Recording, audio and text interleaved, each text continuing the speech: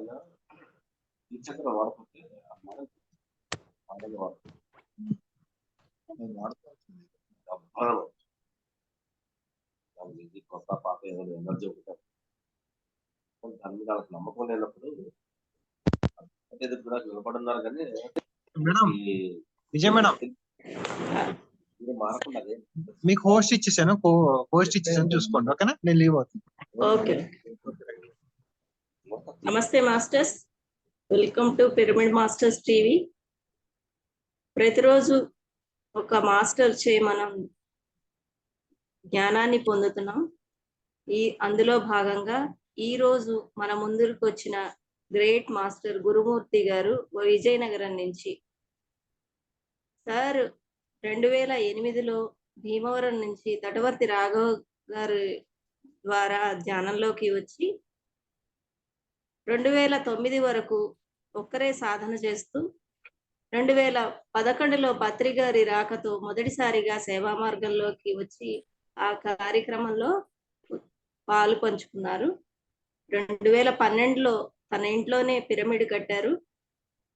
Sir సాధనలో భాగంగా ఎక్కువగా ధ్యానము, మౌనం, ఆహార నియమాలలో తన సాధనలో భాగంగా చేసుకున్నారు. ఈరోజు సార్ని సాదరంగా ఆహ్వానిస్తూ ఆయన కర్మ సిద్ధాంతం అనే టాపిక్ మీద మనకి జ్ఞానాన్ని అందించడానికి సిద్ధంగా ఉన్నారు. సార్ని ఇన్వైట్ చేసుకున్నాం. Welcome sir. Over to you sir. Thank you madam. నాకు ఈ అవకాశాన్ని ఇచ్చినటువంటి గణేష్ గారికి ధన్యవాదాలు తెలుపుకుంటున్నాను.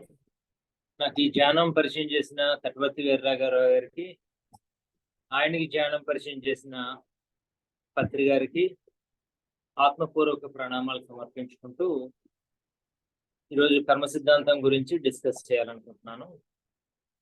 అయితే ధ్యానంలోకి వచ్చిన తర్వాత నేను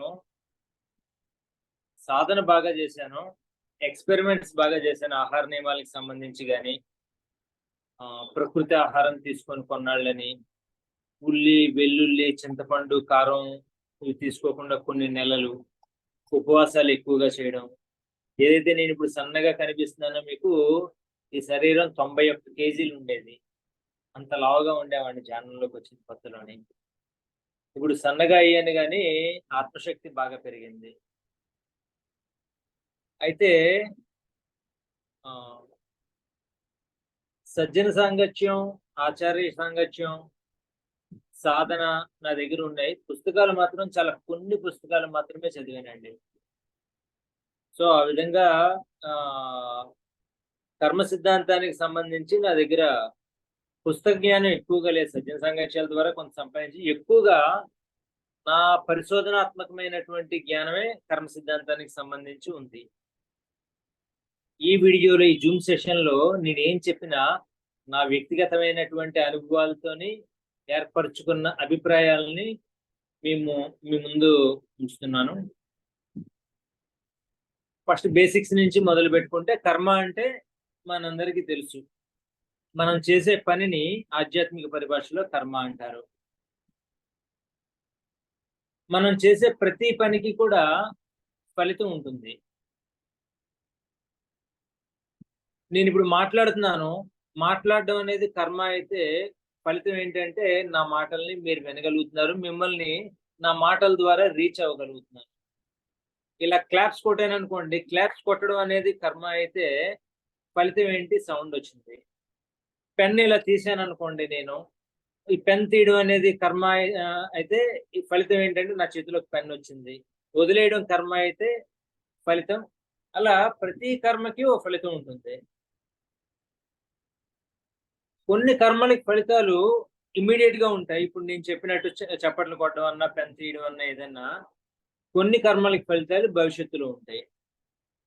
ఎగ్జామ్ ఈ రోజు రాశారు పిల్లలు, భవిష్యత్తులో 2 నెలల తర్వాత రిజల్ట్స్ వస్తాయి. ఈ రోజు వ్యాపారం చేస్తా ఉన్నాం, సేల్స్ ఉంది, ఒక నెల రోజుల తర్వాత ప్రాఫిట్ వస్తుంది, పేమెంట్స్ వచ్చిన తర్వాత. గుర్తుంచుకోవాల్సిన విషయం ఏంటంటే, కర్మ సిద్ధాంతంలోని కీలకమైన విషయం ఏంటంటే, అన్నిటికన్నా చాలా ముఖ్యమైన కీలకమైన విషయం ఏంటంటే మనం మంచి కర్మలు చేస్తే మంచి ఫలితాలు వస్తాయి, చెడు కర్మలు చేస్తే చెడు ఫలితాలు వస్తాయి. ఇది చాలా కీలకంగా మనం గుర్తుంచుకోవాలి. ఒక్కొక్కసారి ఆ ఫలితాలు ఇమీడియట్ గా వస్తాయి. ఇందాక నేను చెప్పినట్టు కొన్ని సందర్భాల్లోని చాలా లేట్ గా వస్తాయి. కొన్ని సందర్భాల్లోని భవిష్యత్తులోని కొన్ని నెలల తర్వాత కానీ నెక్స్ట్ జన్మల తర్వాత అయినా వస్తాయి. ప్రతి కర్మకి పాపమైన పుణ్యమైన మనం ఫలితాన్ని మాత్రం అనుభవించి తీరాలి ప్రతి కర్మకి. సో ఒక ఆయన ఆ మధ్య అడిగారు, కర్మ ముందా జన్మ ముందా అని అడిగారు ఒక ఆయన. నా ఉద్దేశంలోని జన్మమే ముందండి. కర్మ లేకపోతే జన్మ ఉండదు కదా అనుకుంటే ఏ కర్మ లేకపోయినప్పటికీ 84 లక్షల జీవరాశుల నుంచి మనం మానవ జన్మ ఎత్తడం జరుగుతుంది. అదేవిధంగా ఇతర లోకాల నుంచి ప్రత్యేకమైన కార్యం కోసం మనం మానవ జన్మ ఎత్తడం జరుగుతుంది. అదేవిధంగా కొన్ని పూర్ణాత్మలు ఉంటాయి, కొన్ని ప్రత్యేకమైన కార్యాలయాల కోసం అంశాత్మలను రిలీజ్ చేసి భూమి మీద జన్మ తీసుకోవడం జరుగుతుంది. అదేవిధంగా పత్రిగారు లాంటి దివ్యాత్మ స్వరూపాలు ఈ భూమి మీద అవతరించేటప్పుడు కొంతమంది కొంత టీం ని ఎంచుకొని ఈ భూమి మీదకి తెచ్చుకోవడం జరుగుతుంది. ఆయన అవతరిస్తున్నారు కదా అని ఇతర లోకాల నుంచి ఆ జ్ఞానపరంగా ఎదగడానికి కొంతమంది అదే టైంలో ఆయన ఈ భూమి మీద నడయాడుతున్న టైంలో జన్మించడం జరుగుతుంది. ఇలా రకరకాల కారణాల వల్ల జన్మ అయితే ఉంటుంది. జన్మించిన తర్వాత కర్మలు చేస్తాం కాబట్టి కర్మ ఫలితాలు అయితే ఉంటాయి. కర్మలు ఎన్ని రకాలంటే ప్రధానంగా 3 రకాలు. సంచిత కర్మలు, ఆగామి కర్మలు, ప్రారబ్ధ కర్మలు. 3 రకాల కర్మలు ఉంటాయి. ఈ 3 రకాల కర్మల గురించి తెలుసుకుందాము. 84 లక్షల జీవరాశుల నుంచి కానీ ఇందాక నేను చెప్పినట్టు రకరకాల వేస్ లో కానీ రకరకాల కారణాల వల్ల కానీ మనం ఈ మానవ జన్మ ఎత్తిన తర్వాత ఎన్నో కర్మలు చేస్తాం కదండి. ప్రతి కర్మకి ఫలితాలు అనుభవిస్తాం కదండి. కానీ అజ్ఞానం వల్ల భవిష్యత్తులోని అలా ఎక్కువగా కర్మలు చేయడం వల్ల మనకి ఏమవుతుందంటే ఆ కర్మలన్నిటినీ అనుభవించే కెపాసిటీ ఆ టైం చాలక కొన్ని కర్మ ఫలితాలను అనుభవిస్తాం, కొన్ని కర్మ ఫలితాలని భవిష్యత్తుకి ట్రాన్స్ఫర్ అవుతూ ఉంటాయి. మనం ఈ జన్మలో 100 కర్మలు చేసామనుకోండి, 100 కర్మల ఫలితాలు అనుభవించకపోవచ్చు. నెక్స్ట్ జన్మలో ఇంకో 100 కర్మలు, అలాగా కొన్ని వేల కర్మలు మనకి యాడ్ అవుతూ ఉంటాయి. అజ్ఞానంతో ఎక్కువగా పాపకర్మలే మనకి ఎక్కువగా ఉంటాయండి. మాంసభక్షణ చేస్తాం. మనం ఈ మానవ జన్మ తీసుకున్న కొత్తలోని మాంసభక్షణ చేస్తాం. కామం, క్రోధం, మైథునం ఇలాంటి లక్షణాలతో ఎక్కువగా ఉండడం వల్ల ఈ అహంభావంతో కూడిన పనుల వల్ల ఎక్కువగా పాపాలు చేస్తూ ఆ పాపాలన్నీ పెరిగిపోయి, కానీ షోర్ లెవెల్లో మనం పైకి వెళ్ళిన తర్వాత ఎన్ని పాపాలు చేశాను, ఆ పాప ఫలితాలన్నీ అనుభవించాలి, ఈ కర్మల నుంచి విముక్తి అవ్వాలి అనుకుని మళ్ళీ జన్మ తీసుకోవడానికి ఆ పాప కర్మ ఫలితాలన్నీ అనుభవించేసి ఈ కర్మలన్నింటినీ తుడిచిపెట్టుకోవాలి అని. కానీ ఇక్కడ వచ్చిన తర్వాత మాయపొర కమ్మేసి మళ్ళీ ఇంకా కర్మలు చేస్తాము. సో అలాగా కర్మలు పెరిగిపోతాయి మనకి. ఆ కర్మ ఫలితాలన్నీ అనుభవించే కెపాసిటీ మనకి చాలక ఒకనొక స్టేజ్లో ఏమవుతుందంటే, నాకు 100 కర్మలు ఉన్నాయి కదా, 100 కర్మల్లో 10% కర్మల్ని ఈ తీసుకోబోయే జన్మలో అనుభవిద్దాం. ఆ 10% కర్మలు అయిపోయిన తర్వాత మళ్ళీ జన్మలో ఇంకో 10% అలా తగ్గించుకుందాం అనే ఒక ప్లానింగ్ ఉంటుంది. ఆ 10% కర్మల్ని ఎంచుకొని వచ్చి ఈ భూమి మీద కొన్ని అనుభవిస్తూ ఉంటాం. బ్యాలెన్స్ 90% కర్మలు ఉంటాయి కదండి. ఆ బ్యాలెన్స్ 90% కర్మల్ని సంచిత కర్మలు అంటారు. ఈ 10% కర్మలు ఉంటాయి చూడండి, ఈ 10% కర్మల్ని ప్రారబ్ధ కర్మలు అంటారు. మళ్ళీ పుట్టిన తర్వాత ఇంకా ఈ కర్మలు చేస్తూ ఉంటాం కదా, వాటిని ఆగామి కర్మలు అంటారు. సో పుట్టిన తర్వాత మళ్ళీ కర్మలు చేస్తాం. మనం 90% కర్మలు ఇంకా అనుభవించాల్సి ఉంటుంది. ఆ 90 అలా 100 ఇంకా 100 కర్మలు, 110 కర్మలు, 120 కర్మలు అవి పెరుగుతూనే ఉంటాయి. జన్మ జన్మకి అవి పెరిగిపోతున్నాయి కానీ తగ్గవు. ఎందుకంటే అజ్ఞానంతో ఉంటాం కాబట్టి, జన్మలు ఎక్కువగా ఉంటాయి కాబట్టి. సో కృష్ణుడు భగవద్గీతలో సంచిత కర్మల గురించి, ప్రారబ్ధ కర్మల గురించి, ఆగామి కర్మల గురించి చెప్పాడు. కానీ ఈ కురుక్షేత్ర సంగ్రామం జరుగుతున్నప్పుడు ఒక గ్యాప్ వచ్చింది, యుద్ధం అంతా ఆగింది. భీష్మ పితామహుడు అంపశయ్య మీద ఉన్నప్పుడు అతను మరణం అతని ఇచ్చ ప్రకారం ఉంటుంది కదా, భీష్మ ఏకాదశి నాడు మరణించాడు అంటారు కదా. అప్పుడు దాకా ఆ గ్యాప్ లోని యుద్ధం అయితే ఆపడం జరిగింది. ఆ గ్యాప్ లో అర్జునుడు కృష్ణుని అడుగుతాడు, కృష్ణ మరి ఈ పునరపి జననం పునరపి మరణం అని ఇలా సరి పుడుతూ ఉండి సరి కర్మలు చేస్తూ ఉంటే ఈ కర్మ చక్రం నుంచి మనిషి ముక్తిని మోక్షాన్ని పొందేది ఎలా, ఈ విడిపడడం ఎలా, ఆ కర్మలు ఉన్నంత వరకు జన్మలు ఉంటాయి కదా, మరి ఎలా ముక్తిని మోక్షాన్ని పొందుతాడు అంటే ఈ విషయానికి సంబంధించి భీష్మాచార్యులు వారిని అడుగు, భీష్ముడు నీకు సరైన అతను మహాజ్ఞాని, సరైన సమాధానం చెప్తాడంటే అప్పుడు భీష్ముడి దగ్గరికి అర్జునుడు వెళ్ళి అడుగుతాడు అనమాట. సార్ మరి ఎలా అండి నేను ఈ కర్మల నుంచి ముక్తవ్వాలి తాతయ్య గారు అని అడిగితే అప్పుడు భీష్ముడు ఒక మంచి సొల్యూషన్ చెప్తాడు. మనం పిరమిడ్ మాస్టర్లు అందరూ తెలుసుకోవలసిన, దృష్టి పెట్టాల్సిన చాలా కీలకమైన విషయం ఇక్కడే ఉంది. నా పరిశీలనలో, నా వ్యక్తిగత పరిశీలనలో ఈ కర్మచక్రం నుంచి విముక్తి అవడం అసాధ్యం అండి. ఒకే ఒక సొల్యూషన్ ఉంది నా అవగాహన. భీష్ముడు ఏం చెప్పాడు అంటే, సొల్యూషన్ ఏం చెప్పాడంటే భీష్ముడు, మీరు మంచి పనులు చేయండి, ఇంకా ఇంకా మంచి పనులు చేయండి, మరీ మరీ మంచి పనులు చేయండి, బోల్డ్ అని మంచి పనులు చేయండి. పుణ్యకర్మ ఫలితం, పాపకర్మ ఫలితం, రెండు కర్మలు ఉంటాయి కదా మనకి. అలా మంచి పనులు చేస్తూ ఉంటే మీ పుణ్యకర్మ ఖాతా బాగా పెరిగిపోతుంది. పెరిగిపోయినప్పుడు అలా ఒకనొక బ్రేక్ ఈవెన్ పాయింట్ లో ఈ పాపకర్మలన్నీ తుడిచిపెట్టుకుపోతే అదొక సొల్యూషన్ ఉంది అని భీష్ముడు చెప్తాడు అనమాట. కానీ చెప్పడానికి ఈజీగా ఉంది, కానీ అర్జునుడికి అప్పుడు చెప్పాడు, పుణ్యాలు బోల్డ్ అని చేశాడు, మళ్ళీ మరణించిన తర్వాత మళ్ళీ జన్మిస్తే అర్జునుడు మరి ఈ పరిష్కారం అనేది జ్ఞాపకం ఉండదుగా, మళ్ళీ పాపాలు చేసే అవకాశం ఉంది కదా, మళ్ళీ అహంభావంతో నేను నాది ఆ రాజ్యకాంక్ష అలాంటివన్నీ మైండ్ లో పెట్టుకొని కుట్రలు కుతంత్రాలు చేసే అవకాశం ఉందిగా, ఎంతో మందిని చంపేసే అవకాశం ఉందిగా. పోనీ ఇంకా మంచి పనులు మళ్ళీ జన్మకి సరిపడా కూడా చేసాడు అనుకోండి అర్జునుడు. అంతగా మంచి పనులు చెయ్యాలి అంటే డబ్బులు సరిపోతాయా? ఎన్ని వస్త్రదానాలు చెయ్యాలి మనం చేసిన? ఇప్పుడు మనం ఈ జ్ఞాన మార్గంలోకి వచ్చామంటే కనీసం ఒక 250 నుంచి 350 జన్మలు ఎత్తాలి అని చెప్పేసి పత్రి గారు చెప్పారు. జ్ఞానం అనేది పరిచయం కావాలి అంటే మరి 250 నుంచి 350 జన్మల్లో ఎన్ని కర్మలు చేసి ఉంటే అన్ని కర్మలు ఒకే జన్మలో మనం కడుక్కోగలమా? మనకున్న డబ్బులన్నీ దారపోసినా సరే కాంపెన్సేట్ అవుతుందా? మరి డబ్బులన్నీ మన కుటుంబాని కోసం చూసుకోవాలి, మన కోసం చూసుకోవాలి, ఎలా మరి? అసాధ్యం అండి. అన్ని దాన ధర్మాలు చేయడం మన ఎనర్జీ లెవెల్స్ కి మించిన పని. కానీ ఈ భూమి మీద కొంతమంది మహానుభావులు ముక్తిని మోక్షాన్ని పొందగలిగారు. చాలా కష్టం అండి. ముక్తిని మోక్షాన్ని ఎప్పుడు పొందుతామంటే మన అహం నుంచి బయటపడాలి, నేను నాదే అనే ఫీలింగ్ నుంచి బయటపడాలి.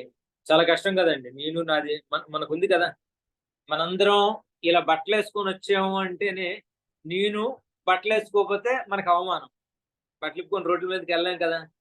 మనందరం ఇంట్లో ఉన్నాము అంటే ఇది నా ఇల్లు అన్న ఫీలింగ్. మన ఇందరికీ కుటుంబ సభ్యులు ఉన్నారు అంటే నా నాన్న, నా అమ్మ, నా పిల్లలు, నా భార్య, లేకపోతే నా భర్త, ఇలా ప్రతి దగ్గర నేను నా వ్యాపారం, నా డబ్బులు, నా బంగారం, నా ఆస్తిపాస్తులు, నా స్థలం, వీటన్నిటిని దాటడం చాలా కష్టం కదండి. నేను నాది అనేది దాటడం కష్టం కదండి. సో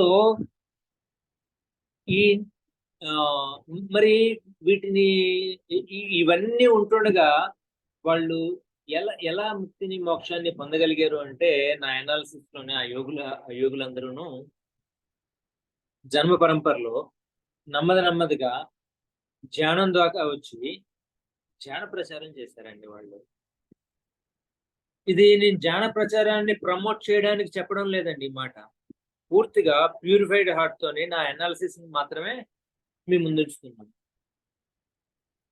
ఎందుకు ధ్యాన ప్రచారం చేస్తే, శాకాహార ప్రచారం చేస్తే ముక్తిని మోక్షాన్ని పొందుతాము అనేది నా అభిప్రాయం ఏంటంటే కంపల్సరిగా చేసి తీరాలి. ఇప్పుడు చూడండి, పత్రి గారు మనకి ఆధ్యాత్మికంగా ఎదిగే క్రమంలో 7 స్టెప్స్ చెప్పారండి.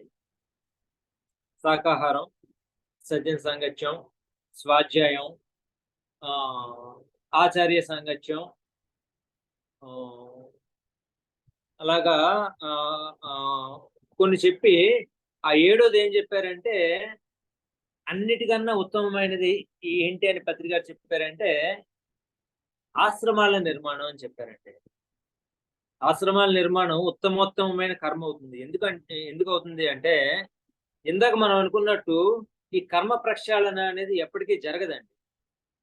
చాలా కష్టం కర్మ ప్రక్షాళన జరగాలండి. బోల్డెన్ సంచిత కర్మలు ఉంటాయి కదా, చాలా కష్టంగా. కానీ ఆ కర్మ ప్రక్షాళన మనం ఈ భూమి మీద ఉన్నప్పుడు ఒక ఆశ్రమాన్ని నిర్మిస్తే మన తదనంతరం కూడా ఆశ్రమం రన్ అవుతూ అక్కడికి ఎవరైనా వచ్చి ధ్యానం నేర్చుకొని శాకాహారిగా మారితే అలా మారడానికి మనం కారణం అయితే, ఇప్పుడు ఆది శంకరాచార్యులు చూడండి, జ్ఞానం సంపాదించి విస్తృతంగా ప్రచారం చేసి భారతదేశ వ్యాప్తంగా శృంగేరి పీఠం, శారదా పీఠం, ఇలాగే 4 పీఠాలు నెలకొల్పారు చూడండి. అవి ఇప్పటికీ రన్ అవుతున్నాయి చూడండి.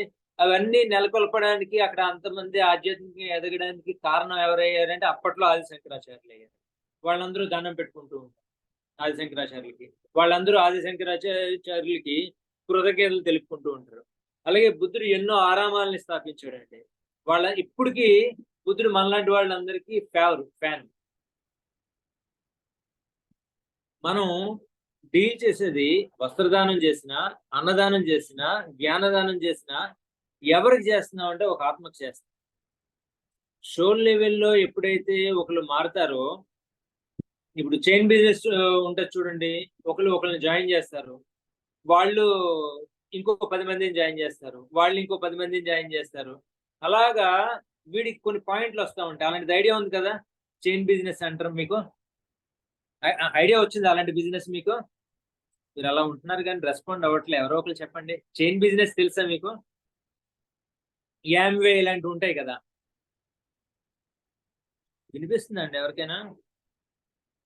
వినిపిస్తాను సార్, ఐడియా ఉంది. యామ్వే ఇలాంటివి ఉంటాయి చూడండి. సో వీడు ఒకరిని జాయిన్ చేస్తే ఆడు ఎంత మందిని జాయిన్ చేసినా వీడి అకౌంట్ లో డబ్బులు పడతా ఉంటాయి కదా. అదే విధంగా మనం ఎవరికైనా ధ్యానం పరిచయం చేస్తే, ఎవరికైనా శాకాహారం పరిచయం చేస్తే, వాడికి ధ్యానం పరిచయం అవడానికి ఈ జన్మలో ఇదే మూల కారణం అయితే, ఇదే ఫస్ట్ టైం అయితే కనుక వాడు ఇక్కడి నుంచి శిశులైన ఆధ్యాత్మికత వాడి జీవితంలో స్టార్ట్ అయ్యి వాడు మరణించిన తర్వాత కూడా ఇంకా డెవలప్ అవుతూనే ఉంటాడు. మరణించిన తర్వాత కూడా మళ్ళీ జన్మలో ధ్యానం చేస్తాడు, మళ్ళీ జన్మలో కూడా శాకాహారిగా ఉంటాడు, మళ్ళీ జన్మలో కూడా ఇంకా డెవలప్ అవుతూ ఉంటాడు. వాడి డెవలప్మెంట్ కి మూల కారణం ఎవరంటే మనం. వాడు దండం పెట్టుకుంటూ ఉంటాడండి. ఆ షోలు మనకి కృతజ్ఞతలు చెప్పుకుంటూ ఉంటదండి. ఆ కృతజ్ఞతలే ఉత్తమమైన కర్మ ఫలితాలండి. వాడు బోల్డ్ మందికి ధ్యానం పరిచయం చేస్తాడు కదా, వాడు బోల్డ్ మందిని శాకాహారులుగా మారుస్తాడు కదా. నా అనాలిసిస్ లోని నేను లెక్కలేసాను ఒకసారి, ఒక మనిషిని మనం శాకాహారిగా మార్చగలిగితే 2000 కోళ్ళకి ప్రాణదానం చేసిన వాళ్ళం అవుతామండి. వస్త్రదానం చేయగలం, అన్నదానం చేయగలం, ప్రాణదానం చేయగలమా? మనకు సాధ్యం అవుతుందా? మీరు లెక్కేసుకోండి కావాలంటే. ఒక మనిషి వారానికి ఇన్ని రోజులు ఎన్వి తింటే, కోళ్ళు ఒక్కటే, నేను మళ్ళీ మేకల్ని లెక్కలే. నేను ఒకసారి కొంతమంది మాంసాహారులతో మాట్లాడి చేసిన అనాలిసిస్, ఒక మనిషి ఒక జన్మలో 2000 కోళ్ళని తినేస్తున్నాడండి. వాటికి కూడా పిల్లలు ఉంటాయి, అవి కూడా ఎదగాలని ఈ భూమి మీదకి వస్తాయి. ఆధ్యాత్మిక అంటే అనుభవాలు పెంచుకొని నెమ్మదిగా ఈ కోడి నుంచి మేక, కుక్క, ఆవు అయి తర్వాత మనిషిగా జన్మి ప్రతి ఒక్కడు ఇలా కోళ్ళని చంపేస్తూ ఉంటే ఆత్మలు ఎప్పుడు ప్రతి ఒక్కళ్ళలోని ఆత్మస్వరూపంలో నేనున్నాను అని కృష్ణుడు అన్నాడు కదా. మరి ఎప్పటికీ ఆత్మస్వరూపం తాలూకా ఆ డెవలప్మెంట్ ఉంటది, ఆ ఆత్మసకలం తాలూకా డెవలప్మెంట్ ఉంటది. సో రాఘవరావు గారు ఏమన్నారంటే ఒకసారి, నేను బాగుంటాను, రాఘవరావు గారి డైలాగ్, నేను ఎందుకు బాగుంటాను అంటే నా కోసం కొన్ని కోట్ల ప్రాణులు ఆ పరమాత్మకు మొరపెట్టుకుంటూ ఉంటాయని రాఘవరావు గారు అన్నారు. అలా మొరపెట్టుకుంటే బాగుండకుండా ఎందుకుంటారండి? మనం ఏం చేసినా సరే మన కర్మ ఫలితాలు ఎలా మనం చేసే పనులు ఆధ్యాత్మికతలోకి రానంత వరకు నా అనాలిసిస్ ప్రకారం మన communication skills, leadership skills, organising skills ఏవైనా ఉండాలి. కానీ ఒక్కసారి ఆధ్యాత్మికతలోకి వస్తే ప్యూరిటీతో ఉండి అలా ముందుకెళ్తూ ఉంటే చాలండి. మనం ఏం చేసినా సరే ఎవరికైనా ధ్యానం పరిచయం చేసినా లోక కళ్యాణం కోసం చేస్తున్నామని భావించాలి. ఎవరినైనా శాకాహారిగా మార్చినా సరే లోక కళ్యాణం కోసం చేస్తున్నామని భావించాలి. కానీ చూస్తే వ్యక్తిగతంగా ఒకరికి ధ్యానం పరిచయం చేసాము, ఒకరికి సాయం చేసాము అన్న ఫీలింగ్ ఎప్పుడూ ఉండకూడదండి. దీన్ని ఏమంటారంటే ఏకత్వం అంటారు. ఇప్పుడు చూడండి, చతుర్విధ పురుషార్థాలు అని ఒక స్పీచ్ ఉంది పత్రికారిది, విన్నారా ఎవరైనా? ఒకసారి స్పీకర్ ఆన్ చేసుకొని అన్మ్యూట్ చేసుకొని ఎవరైనా చెప్పండి, చతుర్విధ పురుషార్థాలు మాట్లాడండి. ఎవరైనా అన్మ్యూట్ చేసుకొని ఒక్కడే అయిపోయిన మాట్లాడేవాడిని విన్నారా లేదా చెప్పండి. వినలేదు అని చెప్పండి. పోనీ చతుర్విధ పురుషార్థాలు విన్నారా? నేను వినలేదు సార్. వినలేదా? వినలేదు. ఇక్కడ ఒక కీలకమైన విషయం చెప్పాలండి అందరికీ కూడా. నమస్తే మేడం, విన్నారా అండి చతుర్వేద పురుషార్థాలు? Very good, very good. ఈ మధ్య కాలంలో నేను గమనిస్తున్నది ఏంటంటే, మేము ధ్యానంలోకి వచ్చినప్పుడు 2017 సంవత్సరాల క్రితం ఇన్ని జూమ్ సెషన్లు కానీ పిఎంసి కానీ ఇవేం లేవు. పత్రికారు స్పీచెస్ చాలా ఉన్నాయి. బేసికల్ లెవెల్లో పత్రికారు చాలా అద్భుతమైన కాన్సెప్ట్స్ చాలా చెప్పారండి. అవి ఎప్పుడు వచ్చాయంటే కొంతమంది సీనియర్ మోస్ట్ మాస్టర్స్ నాతో చెప్పిన, పత్రికారు 1 year మౌనం చేశారు, బుద్ధుడు ఆయనలోకి ఎంటర్ అయ్యాడు అంటారండి. ఆ టైంలో వచ్చిన స్పీచెస్ అండి ఇవన్నీ కూడాను.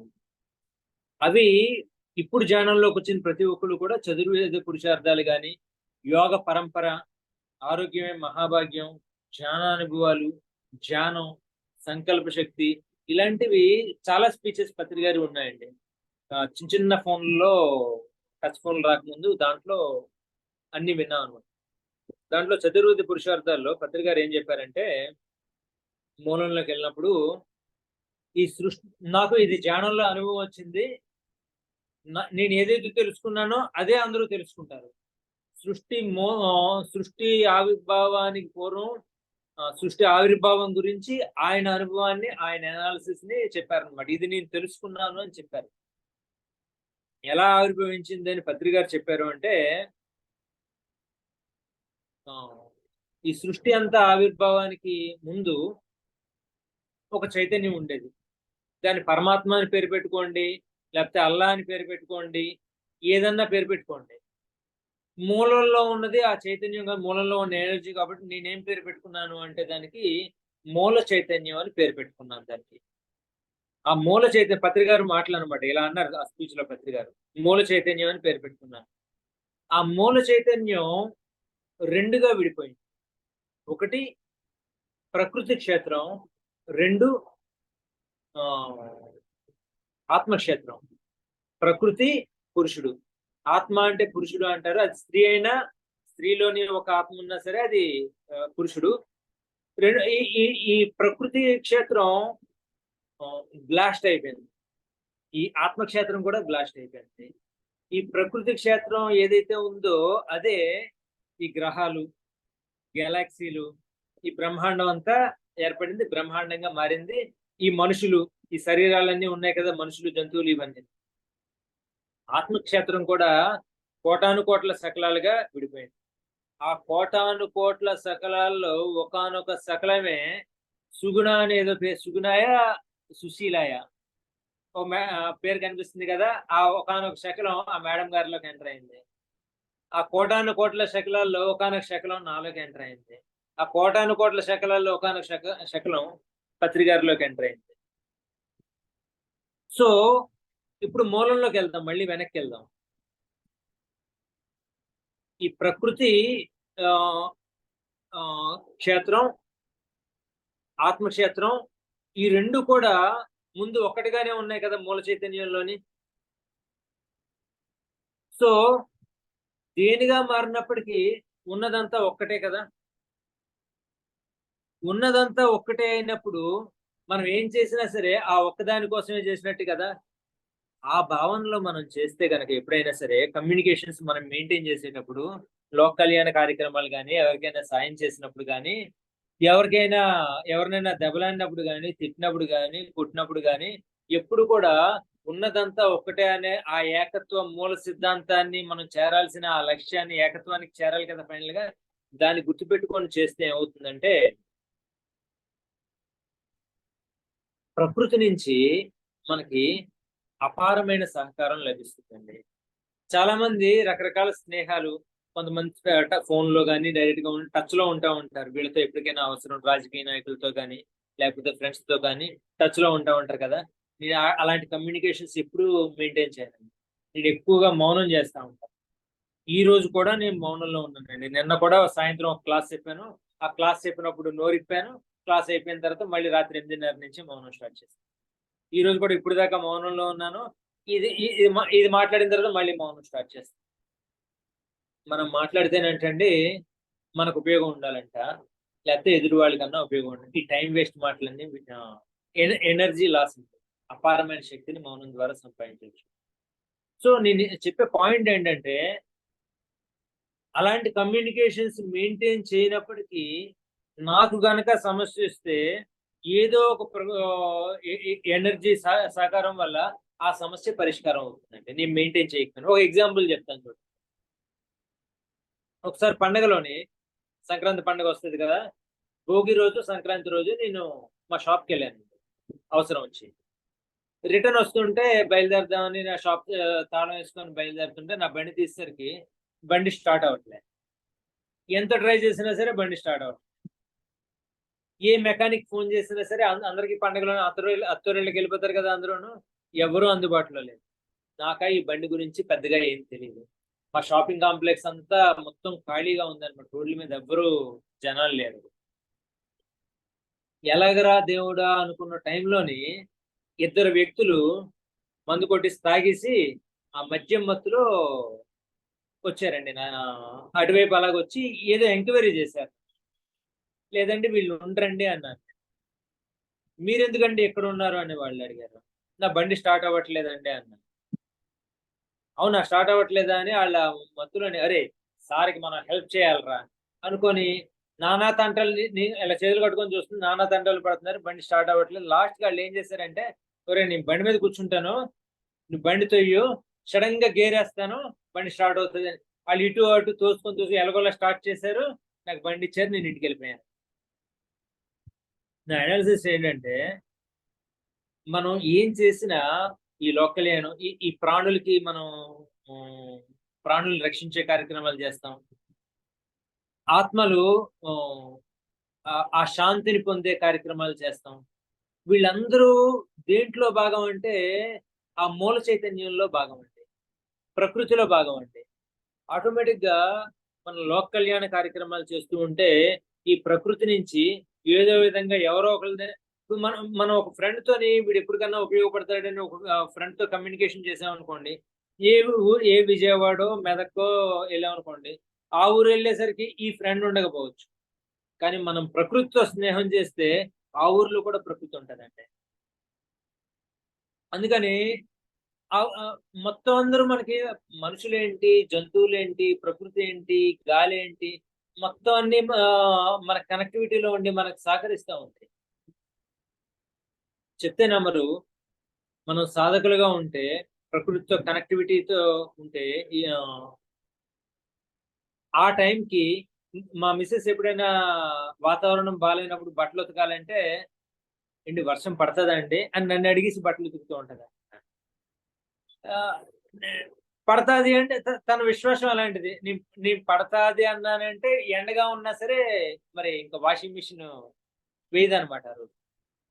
ఆ కనెక్టివిటీని ఎలా ఫీల్ చేస్తామంటే మనం ఎలా ఫీల్ చేయాలి, ఆ కనెక్టివిటీని ఎలా పొందాలి అంటే ఈ సాధన ద్వారా మాత్రమే పొందగలమండి. ఏంటి సాధన? ధ్యానం, మౌనం. ఇక్కడ వరకు కొంతమంది వెళ్తున్నారు. ధ్యానం, ధ్యాన ప్రచారం, శాకాహార ప్రచారం, శాకాహారులుగా ఉన్న వరకు చాలా మంది వెళ్తున్నారు. కానీ చాలా మంది పెరుగు మాస్టర్లు కీలకంగా మిస్ అయ్యే పాయింట్ ఏంటంటే, ఒక కీలకమైన విషయం ఈ కర్మ సిద్ధాంతానికి రిలేటెడ్ కాకపోయినా నేను కంపల్సరిగా ఈ రోజు ప్రతి క్లాస్ లో కూడా నేను చెప్తున్నాను. ఆహార నియమాలు చాలా ముఖ్యమండి. ఆహార నియమాల్లో అత్యంత ముఖ్యమైనది ఏంటంటే, మరి తప్పనిసరిగా దృష్టిలో పెట్టుకోవాల్సింది ఏంటంటే, ప్రతి సీనియర్ మాస్టర్ కూడాను ఖచ్చితంగా వెల్లుల్లిని మానాలండి. వెల్లుల్లిని ఈ భూమి మీద పత్రికారు ఏమన్నారంటే, వెల్లుల్లిని ఈ భూమి మీద ఒక డార్క్ ఫోర్స్ క్రియేట్ చేసింది అని చెప్పారు. ఒకటి దృష్టిలో పెట్టుకోండి.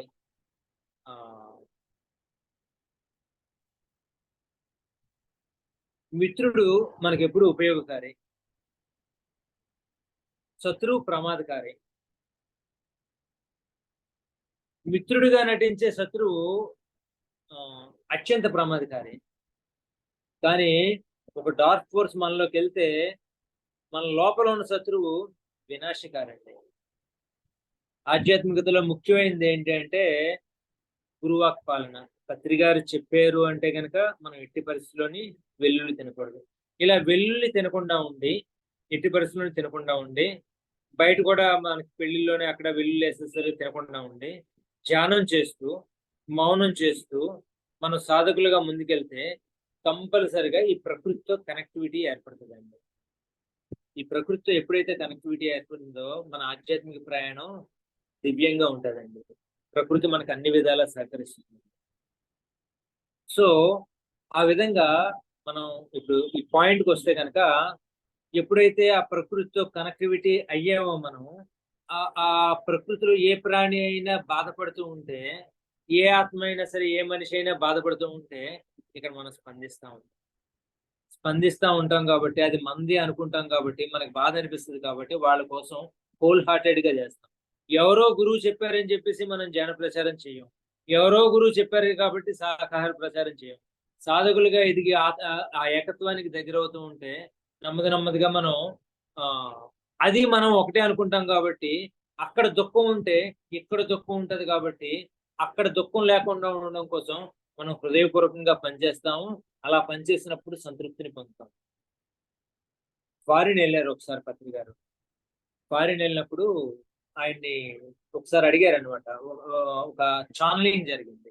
ఆ ఛానలింగ్ లోని ఎవరికో ఛానలింగ్ జరిగితే పత్రికారు ఆయన్ని ఒక క్వశ్చన్ అడిగారు. మాస్టర్, నేను ఈ జీవహింస ఎక్కువగా జరుగుతుంటే నేను తట్టుకోలేకపోతున్నాను. ఆవేదనని, ఆ బాధని, నాకు దుఃఖం వస్తుంది. ఆ దుఃఖం నుంచి నేను విముక్తి కాలేకపోతున్నాను. నాకు బాధ వస్తుంది. ఎలా ఈ బాధ నుంచి బయటపడేది ఎలా అంటే, ఆ మాస్టర్ ఏమన్నారంటే, నీ ప్రాబ్లం ఏంటంటే నువ్వు ఏకత్వంలో ఉన్నావు, అంతా ఒకటే అని భావిస్తుంది. ఆ ప్రాణి నువ్వు వేరు కాదు. ఆ ప్రాణి మీద హింస జరుగుతుంటే నీ మీద హింస జరుగుతున్నట్టు ఫీల్ చేస్తున్నావు కాబట్టి నీకు దుఃఖం ఉంది. అది మంచిదే అని చెప్పేసి ఆ మాస్టర్ చెప్పడం జరిగింది అన్నమాట పత్రికారికి సాక్షాత్తు. సో ఆ ఏకత్వానికి దగ్గరైనప్పుడు మనం అలా ధ్యాన ప్రచారం చేసినప్పుడు, అలా శాకాహార ప్రచారం చేసినప్పుడు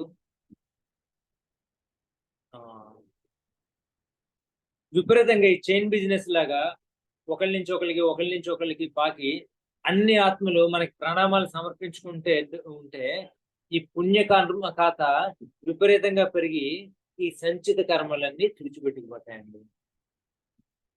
స్టార్టింగ్ లో చెప్పాను కదా, భీష్ముడు ఈ సంచిత కర్మలన్నీ తుడిచిపెట్టుకుపోవడం ఎలా అని అర్జునుడు అడిగినప్పుడు భీష్ముడు ఏం చెప్పాడంటే, పుణ్యకర్మలు ఎక్కువగా చేయండి.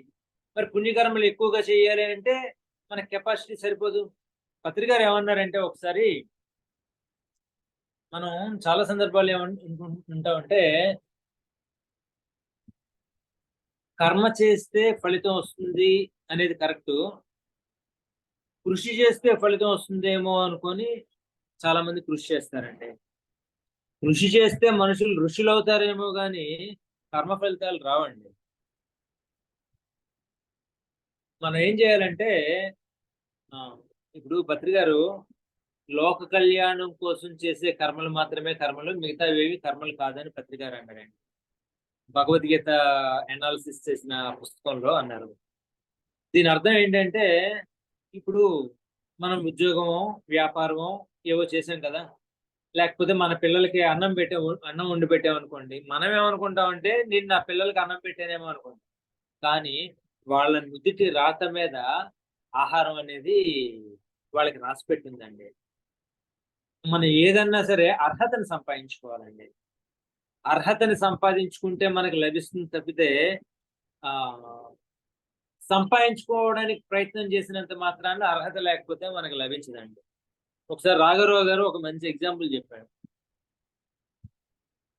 మనం సంపాదించుకోవాల్సింది అర్హతనే అని చెప్తూ ఏమన్నారంటే ఈ పుట్టిన తర్వాత కృషి చేస్తే ఫలితం వస్తుంది అనుకుంటే మరి బోల్డ్ మంది కృషి చేస్తారు కదా, అందరికీ ఫలితం వస్తుందా? అందరికీ రావట్లేదు కదా. కృషి చేసి ఫెయిల్ అయిపోయిన వాళ్ళు ఉన్నారు చాలా మంది. అంటే బాగా కష్టపడతారు, ఆ ఫలితం ఏదో దగ్గరకు వస్తున్న మూమెంట్ లో ఏదో దురదృష్టం వెంటాడి ఆ ఫలితం కాస్త, ఇప్పుడు ఒకతను వ్యాపారం బాగా చేశాడండి, బాగా కష్టపడ్డాడండి, ₹1,00,00,000 వచ్చాయండి. ఆ ₹1,00,00,000 బ్యాగ్ లో వేసుకుని హ్యాపీగా ఇంటికి వెళ్తున్నాడండి. ఆ ₹1,00,00,000 దొంగతనం జరిగింది. కృషి చేశాడు, ₹1,00,00,000 వచ్చాయి, నిలిచిందా? నిలవలే. సో అర్హతను సంపాదించుకోవాలి అంటారు. అర్హతను ఎలా సంపాదించుకోవాలి? ఇవ్వడం ద్వారా. భగవంతుడికి ఒకడి మీద అభిమానం ఎక్కువగా ఉండడం కానీ, ఒకడి మీద తక్కువగా ఉండడం కానీ, ఒకటి తలరాత బాగా రాయడం కానీ, ఒక తలరాత బాగా రాయకపోవడం కానీ అలా జరగదండి.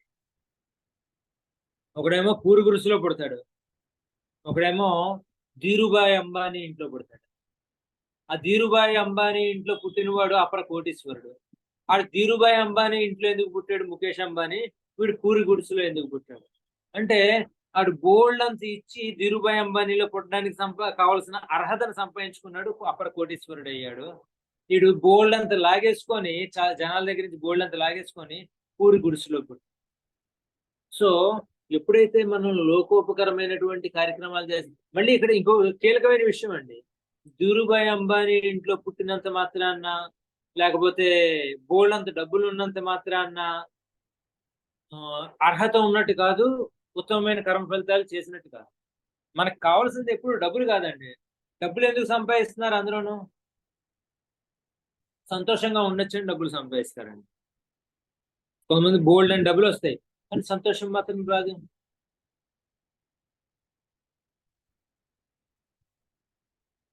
ఈ డబ్బులు అనేవి నన్ను అడిగితే ఈ డబ్బులు ఆస్తిపాస్తులు ఇవన్నీ ఒక సైకలాజికల్ మాయతో కూడినటువంటి, ఒక భ్రమతో కూడుకున్నటువంటి కొన్ని ఐటమ్స్ తప్పితే భూమి నాది అనినా భూమి పక్కున నవ్వును అని ఒక కొటేషన్ ఉందండి.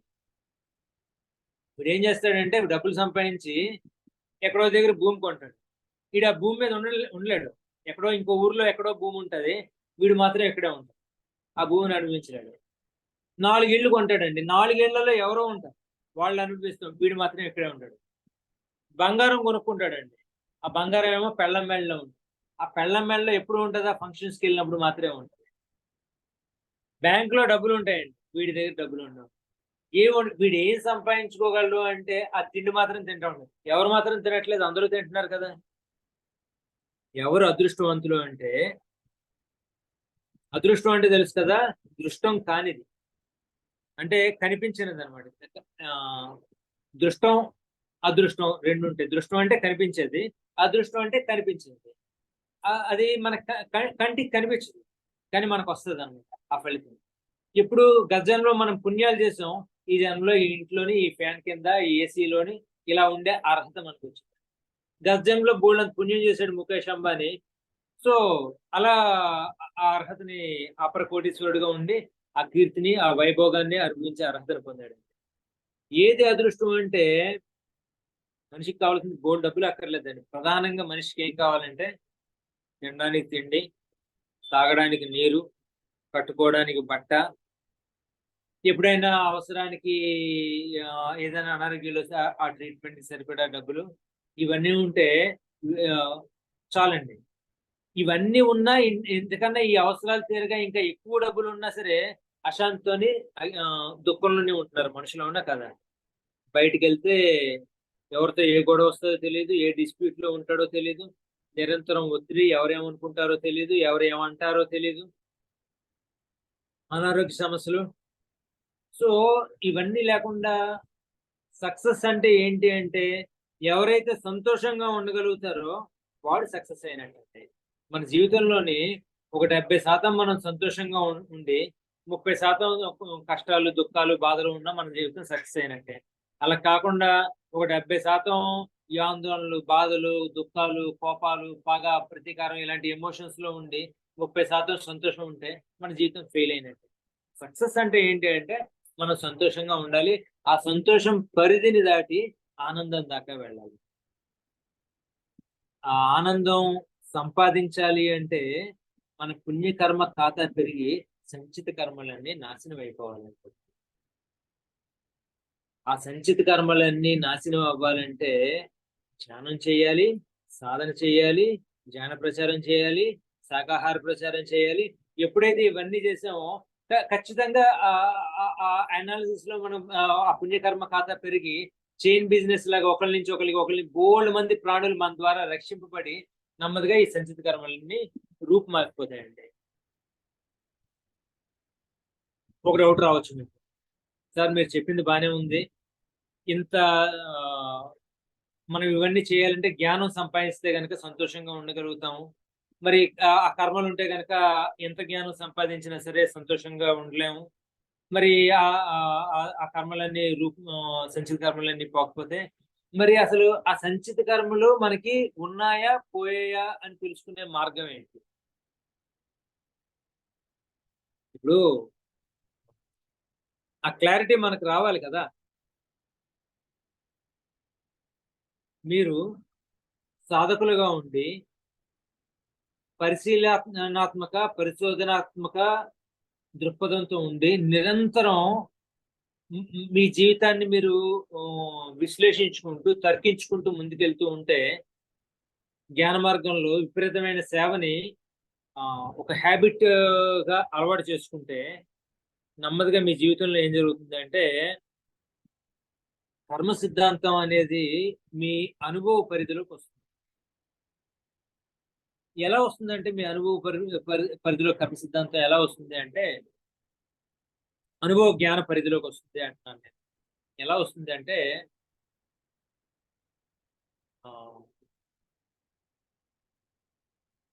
మనకి ఈరోజు ఏదైనా కష్టం వచ్చిందండి, ఆ కష్టం ఈ జన్మలో చేసిన పాపం వల్ల వచ్చిందో గత జన్మలో చేసిన పాపం వల్ల వచ్చిందో మనకు తెలియదు కదా.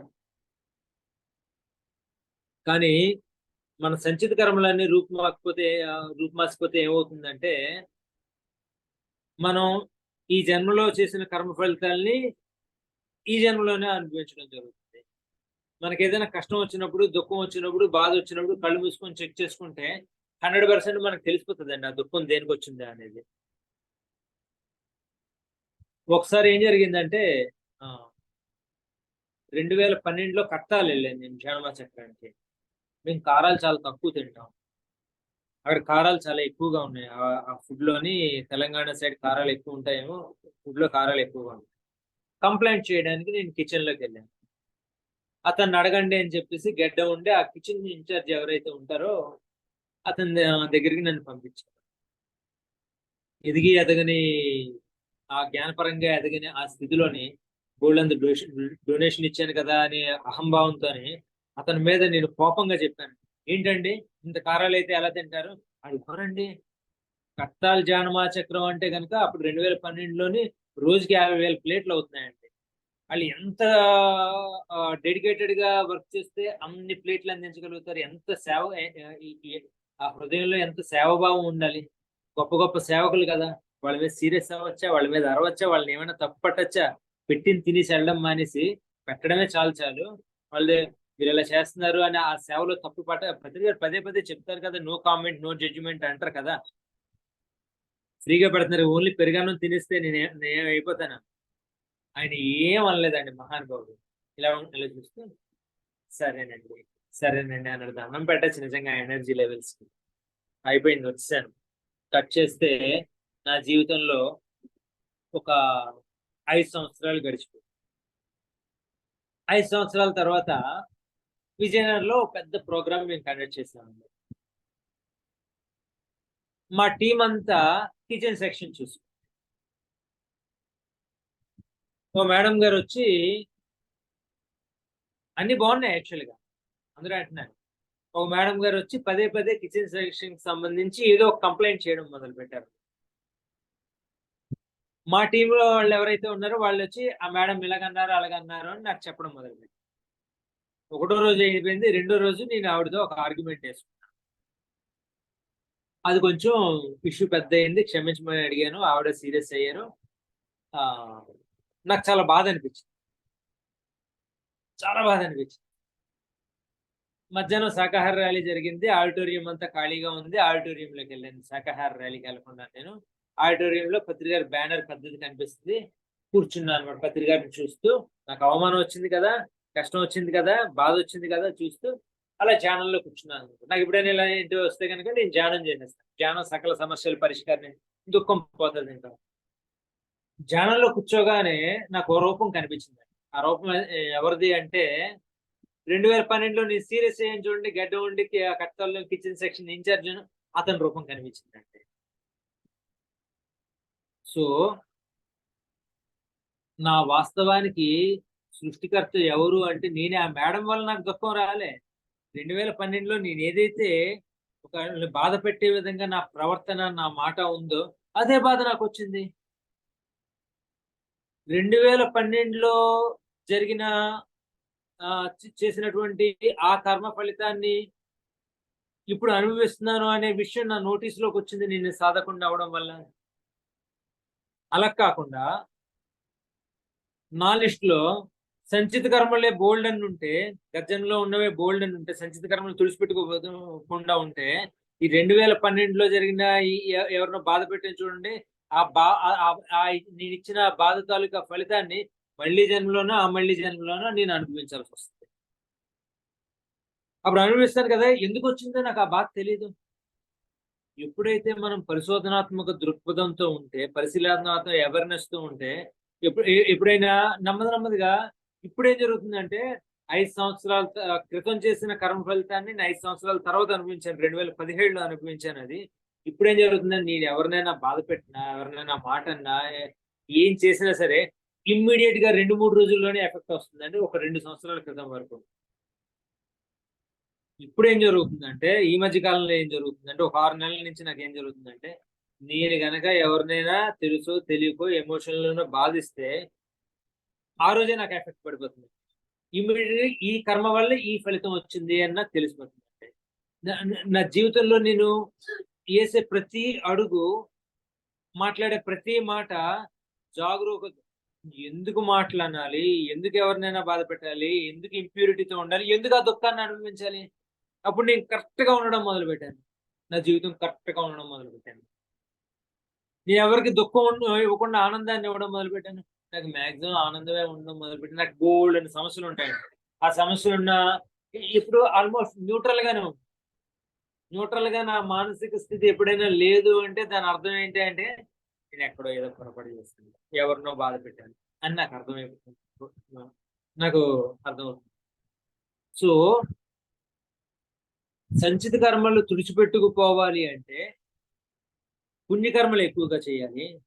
సంచిత కర్మలు తుడిచిపెట్టుకుపోయే అనే విషయం మన నోటీసులోకి రావాలి అంటే సాధకులుగా ఉండి పుణ్యకర్మలు ఎక్కువగా చేస్తూ ఉంటే అతి కొద్ది కాలంలో మనకి ఆ కర్మ సిద్ధాంతం మీద పరిశోధనాత్మక దృక్పథంతో అతి కొద్ది కాలంలో మనం ఏ కర్మల వల్ల ఏ ఫలితాలు అనుభవించామని మన నోటీసులో మనకి తెలుస్తూ ఉంటుంది. ఆటోమేటిక్గా మనం ఆ జాగరూకత అనేది పెరుగుతుంది. పర్ఫెక్షన్ అనేది లైఫ్ లో పర్ఫెక్షన్, ఏం చేయాలి, ఏం చేయకూడదు, ఏం మాట్లాడాలి, ఏం మాట్లాడకూడదు, అనే విషయం మనకి స్పష్టంగా తెలుస్తుందండి. ఇక్కడ కర్మ సిద్ధాంతానికి సంబంధించి ఏం చెప్తారంటే, ఏం చేస్తే అది పొందుతాం, ఏమిస్తే అది పొందుతాం అని చెప్తారు కదా. పుణ్యకర్మ ఫలితాలని అంటే ఎక్కువ పుణ్యకర్మ ఫలితాలను పొందడానికి ఒక మంచి మార్గం ఏంటి అంటే, పాపకర్మ ఎక్కువ ఫలితం. ఇప్పుడు ఒకరిని కొట్టామనుకోండి, మనల్ని ఎవడైనా కొడతాడు, మనం నొప్పినిచ్చాం, మనకు నొప్పి వచ్చింది. అలా కాకుండా ఒక సీనియర్ షోల్ని, హై లెవెల్ షోల్ని కొట్టామనుకోండి, మనల్ని ఎవరో ఒకరు చిత్త కొట్టేస్తారండి. కర్మ సిద్ధాంతంలో ఈ విషయాన్ని కూడా మనం తెలుసుకోవాలి. అర్థమైంది కదా మీకు? యోగులతో పెట్టుకునేటప్పుడు, సీనియర్ మాస్టర్స్ తో పెట్టుకునేటప్పుడు, ఆధ్యాత్మికంగా ఎదిగిన వాళ్ళతో మనం డీల్ చేసినప్పుడు వాళ్ళకి ఎట్టి పరిస్థితుల్లోని బాధన అనేది ఇవ్వకూడదండి. ఇప్పుడు ఒకసారి భీమినేని వంశీకిరణ్ అని ఒక మాస్టర్ ఉన్నాడు. ఆయన దగ్గరికి ఒక ఆయన వచ్చి, ఈ ఒకరినొకరు జాయిన్ చేస్తారు, అలాంటి బిజినెస్ నేను చేద్దాం అనుకుంటున్నానండి, ఈ చైన్ బిజినెస్ లాంటిది. ఇలా నేను ఒకరిని జాయిన్ చేస్తాను, అతను ఇంకోళ్ళని జాయిన్ చేస్తే అలా నాకు డబ్బులు వస్తూ ఉంటాయి, అలాంటి బిజినెస్ చేద్దాం అనుకుంటున్నానండి, ఈ బిజినెస్ చెయ్యొచ్చా? వంశీ గారు ఏం సజెషన్ ఇచ్చారంటే ఆయనకి, ఈ బిజినెస్ చేయి పర్వాలేదు, కానీ పిరమిడ్ మాస్టర్ని ఎవరిని ఈ బిజినెస్ లో జాయిన్ చేయొద్దు అని చెప్పి. ఎందుకండి అలా అంటే, ఎందుకంటే ఏదైనా ఈ బిజినెస్ లో ఏం పొరపడి ఆడి దివాలా తీసాడు అనుకో, ఎవడైతే నువ్వు కట్టి ఆ మూలంలో ఒకడు ఉంటాడు కదా, ఆడి బోర్డు తిప్పేశాడు అనుకో ఏదో ఒక రోజు, నీ లిస్ట్ లో ఎవడైనా పిరమిడ్ మాస్టర్ ఉంటే నీకు ఆ ఫలితం 100 ఇంతలు ఉంటుంది. అదంతే, జాగ్రత్తగా ఉండాలి పిరమిడ్ మాస్టర్లతోనే వంశీ గారు అన్నారు. సో ఆధ్యాత్మికంగా ఎదిగిన వాళ్ళతోని, జ్ఞానపరంగా ఎదిగిన వాళ్ళతోని, సాధకులతో మనం వ్యవహరించేటప్పుడు చాలా జాగ్రత్తగా ఉండాలి. నోరు మూసుకొని ఉన్న వాళ్ళు ఏమన్నా నోరు మూసుకొని ఉండడం తప్పితే ఎట్టి పరిస్థితుల్లోని వాళ్ళకి బాధపడే పనులు మనం చేయకూడదండి. వీలైతే వాళ్ళు ఆనందపడే వాళ్ళకి అన్నం పెట్టాలి. ఎవరైతే జ్ఞాన ప్రచారం చేస్తూ ఉంటారో వాళ్ళకి అన్నం పెట్టామనుకోండి.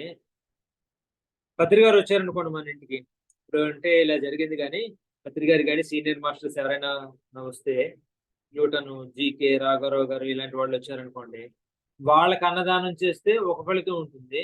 ఓం శాంతిలో ఉండేవాడిని అంతకుముందు పిరమిడ్ సొసైటీలో 2008 ముందు, 2006లో ఓం శాంతిలో ఉండేవాడిని. అక్కడ ఏం చెప్పారంటే, ఒకసారి అడుక్కునేవాడికి అన్నదానం చేసే కన్నా లోక కళ్యాణం చేసే యోగులకు అన్నదానం చేస్తే ఉత్తమమైన ఫలితం ఉంటుంది. ఎందుకంటే మనం సమర్పించిన ఆహారాన్ని తీసుకోగా వచ్చిన శక్తితోని వాడు ఈ లోకం అంతటికి ఉపయోగపడే ఎన్నో, ఆ శక్తి దేనికి ఉపయోగపడుతుందంటే ఎన్నో ప్రాణులు రక్షింపబడతాయండి. మన ద్వారా పొందిన శక్తితో ఎన్నో ఆత్మలు శాంతిని పొందుతాయండి. సో అంత శాంతిని పొందడానికి కారణం ఎవరు అయ్యారు అంటే మనం అయ్యారు. అదేవిధంగా వాళ్ళని బాధ పెట్టినా అలాంటి ఫలితమే ఉంటుంది, వాళ్ళని సంతోష పెట్టినా అలాంటి ఫలితమే ఉంటుంది. అలాగా చాలా ఉత్తమమైన కర్మ ఫలితాలని పొందే ఒకనొక స్టెప్ పేరు ఏంటంటే శాకాహార ప్రచారం. అలా ఉత్తమమైన కర్మ ఫలితాలను పొందే ఒకనొక స్టెప్ పేరు ఏంటంటే ధ్యాన ప్రచారం. ఉత్తమమైన కర్మ ఫలితాలని పొందే ఒకనొక స్టెప్ పేరు ఏంటంటే ఈ ధ్యాన ప్రచారం చేసే వాళ్ళకి మేలు చేసే కర్మలు మనం చేయాలి. అత్యంత హీనమైన కర్మ ఫలితాలు మనకి ఎలా వస్తాయి అంటే, ఎవరైతే ధ్యాన ప్రచారం చేస్తూ ఉంటారో వాళ్ళని ఆటంకపరిచే కార్యక్రమాలు మనం చేపడితే అత్యంత హీనమైన, చాలా దారుణంగా ఉంటాయి అన్నమాట మనం ఎదుర్కొనే పరిస్థితులు. మనం అలా చెయ్యం కదండి అని అనుకోవచ్చు, మీరు తెలియకుండానే చేస్తాము. ఇక్కడ పత్రి గారు చెప్పినటువంటి no comment, no judgement, no correction, no interference, third person గురించి మాట్లాడకుండా ఉండడం, ఇలాంటివి చెప్తారు చూడండి పత్రి గారు. ఇక్కడ ఆ విషయాన్ని చాలా జాగ్రత్తగా మనం లోక కళ్యాణ కార్యక్రమాలకి ఆటంకం కలిగించే పనులు చేయట్లేదు అని మనం అనుకుంటామండి. కానీ మనం ఎప్పుడో ఒకసారి థర్డ్ పర్సన్ గురించి మాట్లాడతాం కదా, ఎవరో ఒకరు ధ్యాన ప్రచారకుడు గురించి మాట్లాడతాం కదా, ఆ మాట్లాడడం వల్ల మనం ఆ మాస్టర్ మంచోడు కాదు అని ఎవరితోనైనా చెప్పామనుకోండి, సెంటర్ మెయింటైన్ చేసే వాళ్ళతో చెప్పామనుకోండి, ఆ మెయింటైన్ చేసే వాళ్ళు ఆ మాస్టర్ క్లాస్ పెట్టాలి అనుకున్నారనుకోండి, మంచోడు కాదని చెప్పారు కదా, ఈ మాస్టర్ క్లాస్ అక్కడ పెట్టకూడదని ఆ క్లాస్ పెట్టడం మానేశారనుకోండి, అతను క్లాస్ పెట్టడం ద్వారా ఎంతో మందిని మారాల్సిన ప్రణాళికబద్ధంగా అతన్ని ఎంచుకొని చాలా మంది వచ్చారనుకోండి, అతని క్లాస్ పెట్టడం ద్వారా ఎవరైనా మళ్ళీ ఆ క్లాస్ కి అటెండ్ కాలేరు, ఆ మాస్టర్ కూడా అటెండ్ కాలేరు, ఆ మాస్టర్ ఆ క్లాస్ చెప్పలేడు. ఇంతటికి కారణం ఎవరైతే మూలంలో ఎవరు ఉన్నారంటే మనం. అందుకే ఎప్పుడు కూడా ఎవరు ఏం చేసుకుంటారో మనకు అనవసరం, మనం మాత్రం థర్డ్ పర్సన్ గురించి మాట్లాడకూడదు, ఎవరిని జడ్జ్ చేయకూడదు. ఈ పిరమిడ్ సొసైటీ ఏమైపోయినా మనకు అనవసరం అండి. మనం దేనికోసం వచ్చామంటే వ్యక్తిగత ఆధ్యాత్మికత ఆత్మ పురోభివృద్ధి కోసం మనం వచ్చామండి. దానికోసం చేయాలి. స్వీయ అభివృద్ధి లోక కళ్యాణం అవుతుంది. స్వపరివర్తనే విశ్వ పరివర్తన అంటారు ఎప్పుడైనా సరే. పత్రిగారు కూడా పిరమిడ్ సొసైటీతో అనుబంధం ఆయనకే లేదండి. మనం పత్రిగారిని పట్టుకున్నాం, పిరమిడ్ సొసైటీని పట్టుకున్నాం. ఎందుకు పట్టుకున్నాము అంటే కనుక ఇక్కడ అపారమైన జ్ఞానం లభిస్తుంది కాబట్టి. ఆ జ్ఞానం లభించడం, ఇప్పుడు నేను ఈ క్లాస్ చెప్తున్నాను, ఈ పిరమిడ్ సొసైటీలో ఉండడం వల్లే కదా నాకు ఆ గణేష్ గారికి నా ఫోన్ నెంబర్ ఎవరో ఇచ్చి, రమణేష్ గారిని ఒక ఆయన ఇచ్చి, ఆ గణేష్ గారు నాకు ఫోన్ చేసి ఒక ఆపర్చునిటీ వచ్చింది కదా నాకు ఈరోజు. నా ఈ క్లాస్ వినడం ద్వారా ఎవరైనా ఆ కర్మల్లో చేసే కర్మల్లో యోగ కర్మషు కౌశలం అంటారు కదా, వాళ్ళు చేసే కర్మల్లోని కౌశలం వచ్చింది అనుకోండి, పరివర్తన వచ్చింది అనుకోండి, ఎంత సాటిస్ఫాక్షన్ ఉంటుంది. ఒక ఆధ్యాత్మికవేత్తకి ఏం కావాలంటే నాకు తెలిసి నా అనాలిసిస్ లోని సన్మానం, అవమానం, సందేశం, ఈ మూడు ఆధ్యాత్మికవేత్తకి చాలా కీలకమైన విషయాలు అవుతాయండి. ఎందుకు అవుతాయంటే సన్మానం దగ్గర, అవమానం దగ్గర వీడు ఎక్కడున్నాడు వీడికి తెలుస్తుంది. సందేశం అనేది ఒక గొప్ప ఆపర్చునిటీ అండి. మన జన్మ ప్రణాళిక ఏదైతే ఉందో, లేకపోతే ఉత్తమమైన కర్మ ఫలితాలు మన ఖాతాలో వేసుకోవడానికి పెద్ద ఆపర్చునిటీ అండి. అలాంటి ఆపర్చునిటీని నాకు గణేష్ గారు ఇచ్చారు. అలాంటి ఆపర్చునిటీని గణేష్ గారికి నెంబర్ ఇవ్వడం ద్వారా రమణేష్ గారు ఇచ్చారు. వాళ్ళకి కృతజ్ఞతలు తెలియజేసుకుంటున్నాను నేను. సో ఈ ఆత్మ అలా కృతజ్ఞతలు తెలియజేసుకుంటుంది చూడండి, అవే ఉత్తమమైన కర్మ ఫలితాలు. సో అలాంటి ఉత్తమమైన కర్మ ఫలితాలు మీరందరూ చేస్తారని, అలా చేసే విధంగా నిరంతర అభ్యాసంలో ఉంటారని, ఇలాంటి క్లాసులు ఇంకా ఇంకా వింటారని, పదే పదే మీరు కూడా ఇలాంటి క్లాసులు కండక్ట్ చేస్తారని, అటెండ్ అవుతారని కోరుకుంటూ ధన్యవాదాలు.